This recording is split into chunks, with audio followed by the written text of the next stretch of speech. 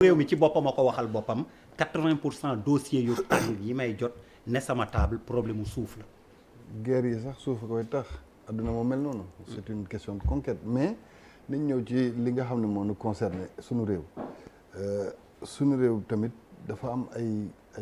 évolution yi nga xam ne bañ koy def xëy na dafa am lu ñu ci doon séntu mooy jéem a protéger li gën a bëri ci suufu réew mi xam nga boo déggee loi sur le domaine national xëy na loolu moo indi sax lu bëri ci ay lënt ci compréhension gestion suuf régime immatriculation mooy li ngay dégg ku am titre foncier wala ku am bail mais 95% suufu Sénégal du domaine national la mais li indi loi sur le domaine national moo doon nu ñuy xoolee naka la ñuy aaree suufu askan wi. boo nee domaine national lan laa war a comprendre. mooy suuf bi nga xam ne. ñëpp ko bokk ñëpp ko bokk. maanaam dañ la koy wax sax ci dañ la naan suuf bi askan wee ko moom. les terres du domaine national appartiennent à la communauté à la collectivité. donc askan wee ko bokk. ñu teg ci ay mesures de gestion yi nga xam ne boo ci waroon jógee tey pour am ci këyit maanaam bàyyi di nga def lu raw parcours du combattant. dinaa la expliquer loolu maintenant superposition ñaari cadre yooyu quoi en réalité su ma ko globaliser noonu moo indi lu bëri ci ay incompréhension parfois dina gis benn territoire communal kilifa ki ko jiite mooy le maire foog ni moom suuf bi yëpp domaine national la fekk parfois dafa am ay parties yi nga xam ne dañ ko immatriculé moom mu def ci lotissement fekk suufu jàmbur la wala suufu état la donc yooyu yëpp mën na indi mais pour nga comprendre principe là sur le domaine national dañ doon il faut que ñu protéger askan bi boo xoolee sax beaucoup de personnes aussi s'interrogent di naan lu tax président ba léegi validé wul commission nationale de réforme foncière travaux yi mu def parce que dafa am li ko yitteel mooy dañuy fexe tamit ba askan bi moom dara ren déwén ñëpp banques yi wala établissement financier yi nangu ko parce que ñu bëri ci ñun boo leen joxoon tey këyitu suuf ñu dem tayale ko banque donc nga xool ci suñu ay mbokk béykat wala suñu ay mbokk néew ji doole yu bëri boo leen joxoon këyitu suuf bu ñu nawet jotee dañ koy yóbbu ji ci institution de crédit yi te bu ñu fayul ñu nangu ko donc moo waral même bu ñu avancé lu bëri président dafa ne ci modalité de gestion yi nanguwul ñu dénk ko benn collectivité waaye it ci cadre bi nga xam ne këyit la ñuy joxe wóorul ñuy jox tamit de façon générale ci réew mi ay këyit yi nga xam ne boo ko amee it bu la neexee dem banque taye la ji ko te bu boobaa Sénégal mooy ñàkk ndax ñun ñooy dawi xëy na ci ginnaaw état financier di ko delloo suñu ay mbokk yu bëri yu gën a néew doole parce que tamit culture économique dafa cee ñàkk donc loolu nekk benn problème bu njëkk beneen bi mooy en fait Sénégal aussi dafa am concentration vers Dakar enjeu yi nekk Dakar nekkul ci yeneen gox yi ci réew mi donc enjeu yi nekk Dakar mooy tax peut-être fii la gën a actualité bi gën a am doole donc fii loo fi def il faut mu indi interrogation te nit ñi nag il faut ñu dëkk wolof mooy naan àll mooy dax tool mooy dax àll kër dax tool c'est un principe donc puisque nit ñi moom fu ñu nekk il faut ñu am fu ñu dëkk de toutes les façons il faut que évolution démographique bi tamit ñu topp ci mais le plus souvent dafa am tamit ay questions yi nga xam ne c'est des questions de gouvernance suñu réew mënul nekk depuis indépendance ba léegi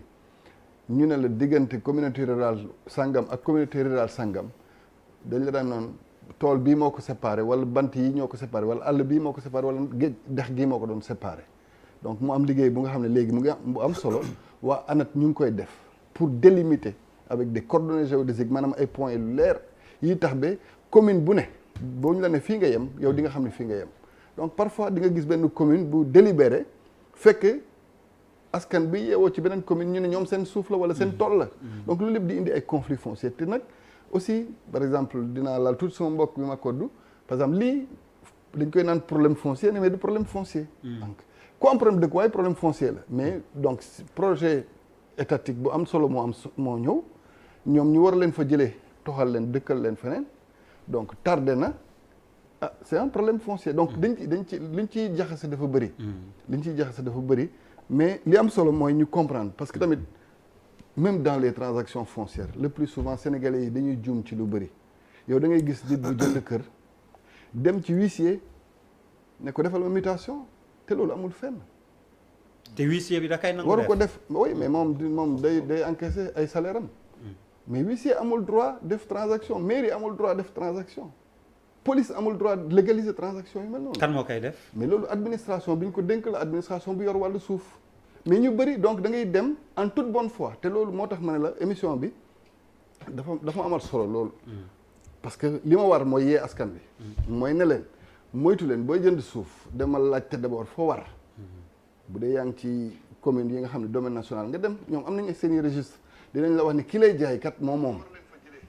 yaa ngi dégg wala boo nekkee ci gox yu mel ni ay Dakar wala ay Thiès dëkk yu mag yi nga dem tamit ci administration fiscale léegi nag évolution réew mi tam tax na ba benn instant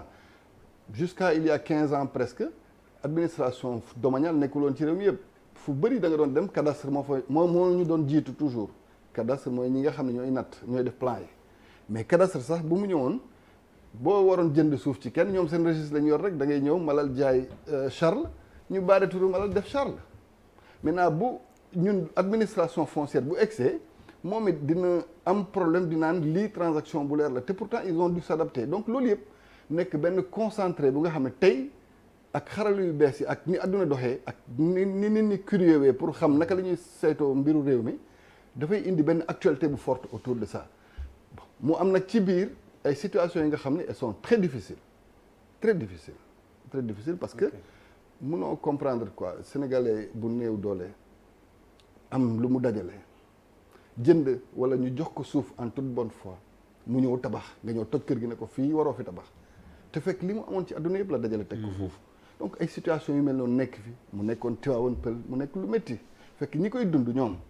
yàlla xam na ni bi ñuy am suuf si pour ñoom war na ni mu waree la amee mu nekk nag benn incompréhension ci gestion bi parce que ñoom mënuñu comprendre loolu confusion day am entre état ak collectivité territoriale donc des situations yu mel noonu bu amee it kan mooy yor réew mi du état bi état bi mooy ut solution mais booy ut solution it boo waree utal nit fu mu dëkk ñu ne la fii waroo fi dëkk fii dëkku keneen la wala toolu keneen la wala mbiru keneen la léeg-léeg li nit ñi di jàmbat Mame Boye mooy solution yi day yéex alors ñu commencé kon defe naa dem ci cas pratique